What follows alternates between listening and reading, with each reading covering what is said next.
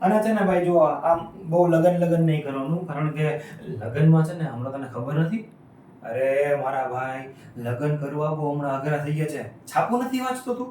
છાપું વાંચતો જ્યારે તને ખબર પડશે. આજકાલની છોકરીઓને છે ને લગનની કાંઈ પડી જ નથી. એને ખાલી અને ખાલી પૈસા જ જોઈએ છે.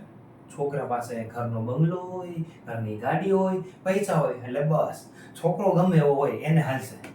તને શું લાગે છે હું તને સાચી જ વાત કરું છું? બાકી હું આ જાડીના લગ્ન થાય એટલે ના જો ના એ અરે ના મારો એમ નથી કેતો, હું તો તને એમ કેતો તો કે જાડિયાના લગ્ન થઈ જ જાય ને. શું કામ? કારણ કે જાડિયા પાસે બંગલો છે, ગાડી છે, સારો બિઝનેસ છે, પૈસા વાળો છે.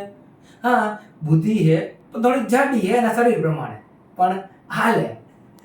એ જાડિયા જાડિયા જો જો મસ્તી નહીં અને અપશબ્દ તો બોલતો જ નહીં, બાકી મજા નહીં આવે.